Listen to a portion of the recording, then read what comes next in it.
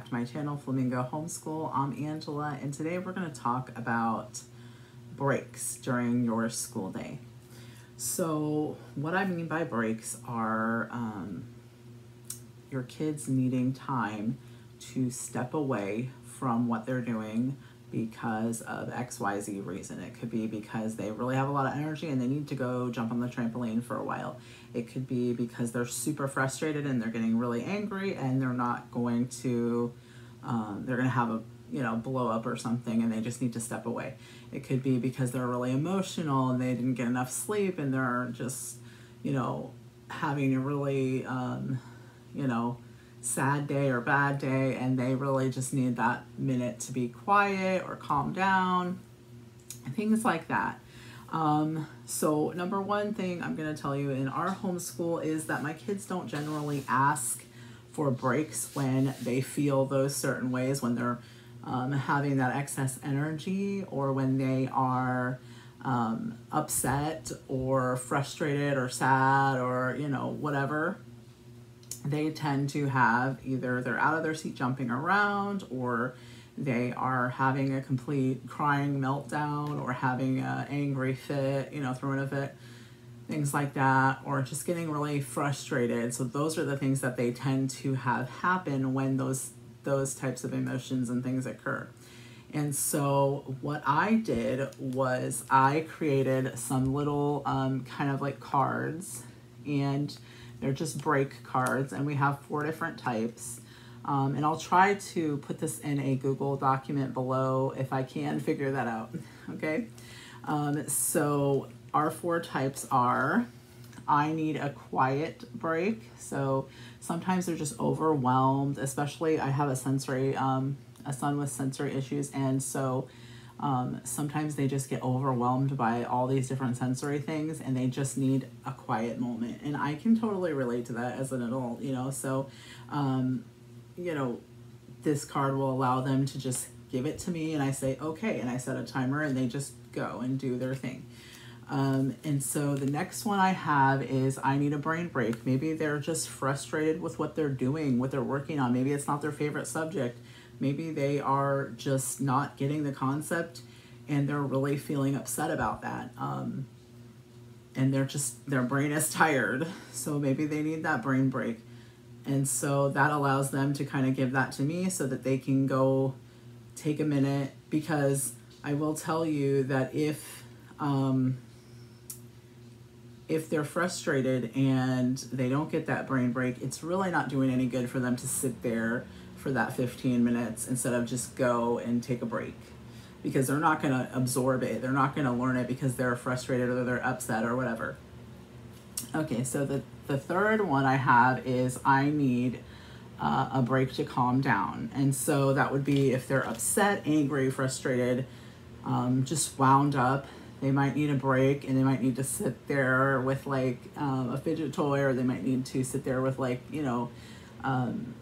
a calm down bottle, which are like, I'll try to see if I can link some below from Pinterest, but they're just kind of like water bottles with glitter and stuff in them. And so they might need to just sit for a minute and calm down with something like that, or they might need to just go and calm themselves down because they're getting really upset. And then the last one is I need a play break, and this one I use a lot for my son. Well, they both have them, but he uses his a lot because he might need to get that excess energy out. He might need to go outside and jump on the trampoline or swing on his swing for a little bit so that he can get that energy out, so that when he comes back in, he's calmer and ready to sit down and learn, or ready to focus on what he needs to do.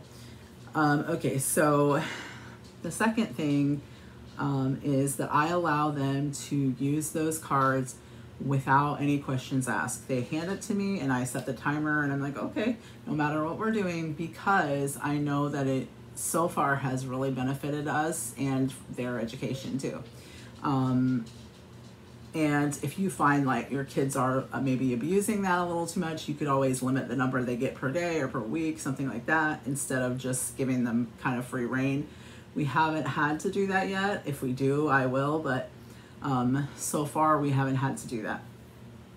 And then my My third reason why we use these brain breaks is because, like I said, forcing them to continue to work on something when they're upset, when they're sad, angry, when they're tired, maybe they just need to go lay down for a few minutes, you know, forcing them to do those things and just continue working on whatever it is, they're not going to get as much out of it as they could. You know, they're not going to grasp what they could potentially do if they were not having those kind of feelings and emotions, or, you know, whatever it might be.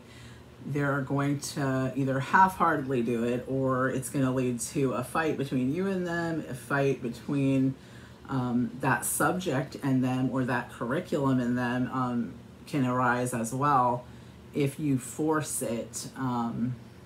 Now, I'm not saying, like I said, again, if they're abusing it and they're just like, ha ha ha, I'm going to use these one right after the other, then you know, maybe you limit them. But for us, we haven't had to. It's been really working well. And whenever they, you know, get to a point where they feel like they need one, they just give it to me, and I just let them go do their thing. When our timer rings, this is the timer that we have, and it's just it's a visual timer, as well as, you know, it just has that little beep there, and so they can kind of see where they're at on the timer if they want to come and check it or whatever, and they can easily see that with the color, you know, on there.